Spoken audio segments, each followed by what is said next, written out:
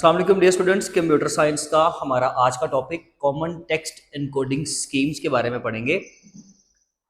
Common text encoding schemes का क्या मतलब है कि कंप्यूटर में जो भी डाटा हम लोग स्टोर करते हैं, कंप्यूटर की मेमोरी में जो भी डाटा स्टोर होता है, हम सब जानते हैं कि जी वो बाइनरी नंबर की सूरत में जाकर स्टोर होता है।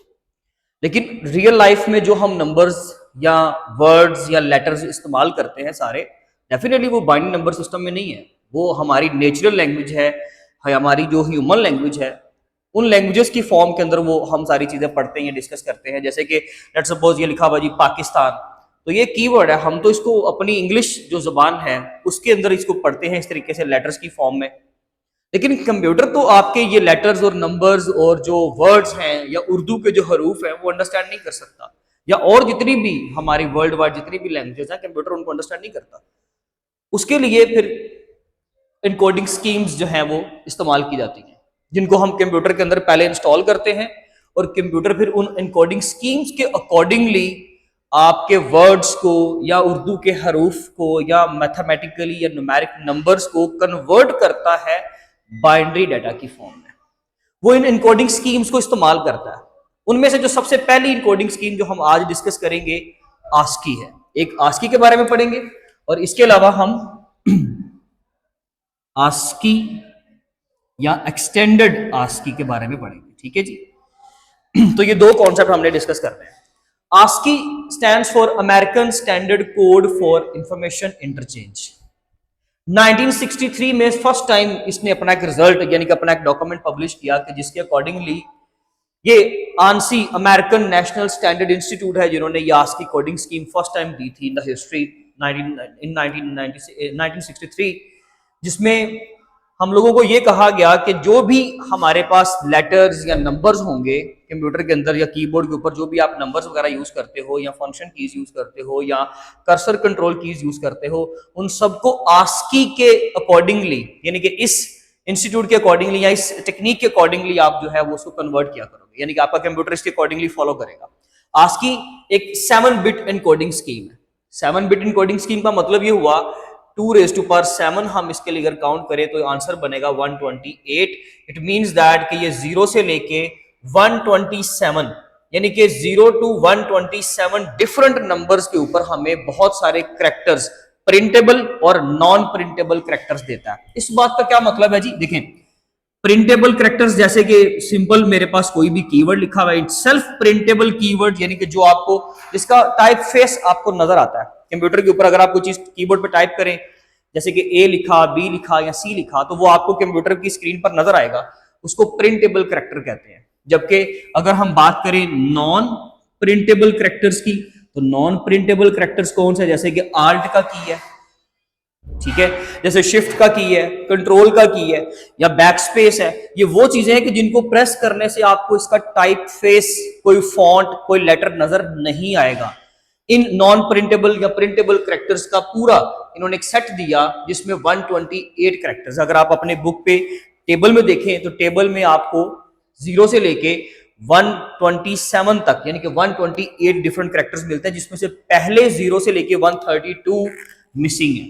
0 से लेके 31 तक, इट मींस दैट टोटल कितने हो गए 32 डिफरेंट कैरेक्टर्स वहां पर मिसिंग है। क्यों? क्योंकि वो नॉन प्रिंटेबल कैरेक्टर्स है और वो हमें याद करने को या एग्जाम के हवाले से क्योंकि वहां पर सवाल नहीं आता, इसलिए वो हमारी बुक में नहीं दिए जाते। लेकिन आपने वो याद रखने का वो नॉन प्रिंटेबल कैरेक्टर्स है जो स्क्रीन पर नजर नहीं आएंगे, इसलिए हम उनको फॉलो नहीं करते। प्रिंटेबल कैरेक्टर्स में जो पहला वहां पे प्रिंटेबल कैरेक्टर है स्पेस। स्पेस इटसेल्फ एक प्रिंटेबल कैरेक्टर है, वो दो लेटर्स या दो वर्ड्स के दरमियान में जो है वो सेपरेशन के लिए इस्तेमाल होता है, तो उसका एक उसकी एक एग्जिस्टेंस है जो हमें पता चलती है कि यहाँ पर कोई ना कोई चीज हमने जो है वो मेंशन की है। इटसेल्फ डेफिनेटली वहां पे कोई टाइपफेस उसका नहीं है, लेकिन वो ऑब्जर्वेबल है, इसलिए वो प्रिंटेबल कैरेक्टर का हिस्सा है। तो आपके आस्की टेबल में 7 बिट अगर इनकोडिंग स्कीम होगी तो 2⁻7 फॉर्मूला यूटिलाइज करते हुए देखेंगे कि ये 128 का एक पूरा टेबल है, जिसमें से पहले 32 यानी कि 0 से लेकर 31 तक जो नंबर होंगे वो हमारे पास मेंशन नहीं है। अगर अभी भी किसी को समझ नहीं आई तो आप कुछ ऐसा समझ लीजिए कि आस्की के अकॉर्डिंगली कैपिटल ए का कोड अगर कोई बंदा कीबोर्ड के ऊपर ए प्रेस करता है तो स्क्रीन के ऊपर उसको ए नजर आएगा, डेफिनेटली आएगा, लेकिन आपका कंप्यूटर ए को प्रोसेस नहीं कर सकता।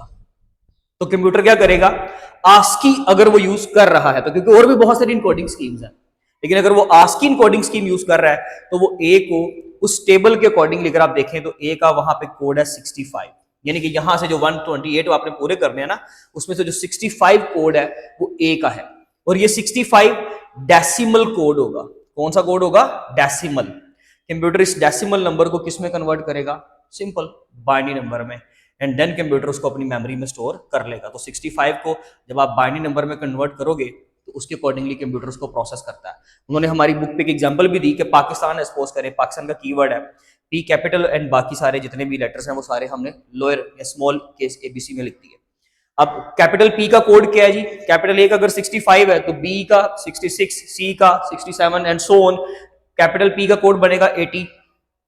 फिर अगर आप ए का कोड याद कर लें, स्मॉल ए का कोड है 97, ओके, स्मॉल केस में ए का कोड है 97, तो बी का कोड क्या होगा 98। ये तकरीबन 122 पे जाके आपका जी इसका आ जाएगा, तो वो उसके अकॉर्डिंगली 97, के का 107, आई का 105 एंड सो ऑन, एन का 110, ये डेसिमल नंबर्स हैं। और आस्की के अकॉर्डिंगली अगर आपका computer ASCII encoding scheme utilise करेगा तो वो इस पूरे वर्ड को ये डेसिमल नंबर्स देगा, एंड देन हम इन सारे डेसिमल नंबर्स को, हम नहीं मतलब कंप्यूटर, आपका कंप्यूटर इनको बाइनरी नंबर्स की फॉर्म में कन्वर्ट करेगा और अपनी मेमोरी में स्टोर कर लेगा। और हर एक जो कैरेक्टर होगा, लेटर होगा, उसके अगेंस्ट जो भी नंबर मिल रहा है उसको 7 बिट का बनाया जाएगा। कितने बिट का, 7 बिट का। क्यों, क्योंकि जब आस्की स्टार्टिंग पे आया था तो वो 7 बिट इनकोडिंग स्कीम था।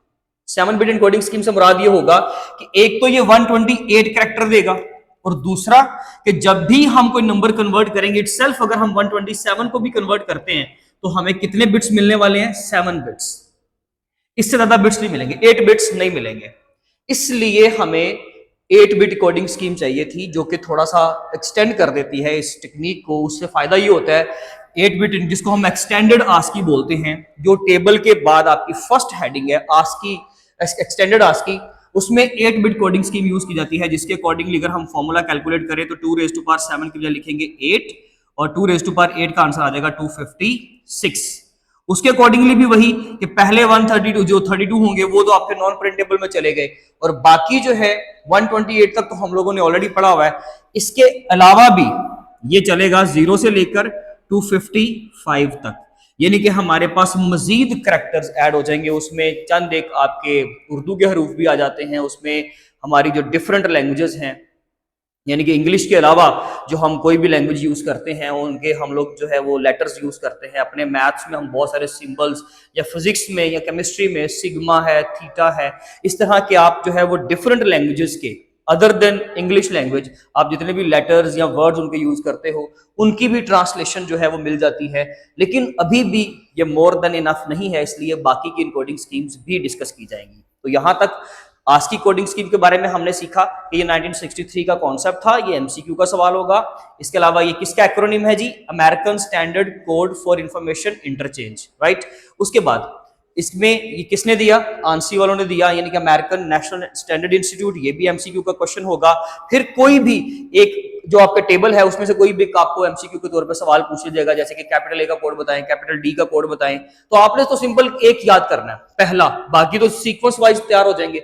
स्मॉल ए का कोड तैयार करेंगे तो बाकी सीक्वेंस से तैयार हो जाएंगे। तो 26, 52 तो आपको यहीं पे याद हो गए। बाकी भी जो चंद एक इंपॉर्टेंट है वो इंशाल्लाह आपको बता दिए जाएंगे, आप बस वही तैयार करेंगे और इंशाल्लाह उसी के अंदर अगर कोई एमसीक्यू आता है तो उसी में से कवर हो जाएगा। तो ये था हमारा आज का टॉपिक, जिसमें हम लोगों ने आस्की इनकोडिंग स्कीम सीखी। ये कंप्यूटर को इंस्टॉल करवाई जाएगी, कंप्यूटर के अंदर ये इंस्टॉल करवाई जाएगी। और हम ये भी इवन जान सकते हैं कि अगर हमारे घर में जो भी कंप्यूटर का लैपटॉप पड़ा है तो हम पता कर सकते हैं कि उसमें जो है वो आस्की इनकोडिंग स्कीम यूज हो रही है या यूनिकोड जो है इनकोडिंग स्कीम वो इस्तेमाल हो रही है। तो हम इन चीजों के बारे में भी जान सकते हैं, राइट। तो ये सारी चीजें जो है हमें ऑब्जर्व करनी भी चाहिए, हमें पता होना चाहिए कि हमारा जो कंप्यूटर है वो कौन सी इनकोडिंग स्कीम को यूटिलाइज कर रहा है। बाकी खैर इंशाल्लाह इसको बाकी बाद में जो है वो कंटिन्यू करेंगे। इसके बाद की जो बाकी की इनकोडिंग स्कीम्स है वो आपको नेक्स्ट वीडियो में मिलेगी। तब तक अपना बहुत ख्याल रखें। अल्लाह हाफिज।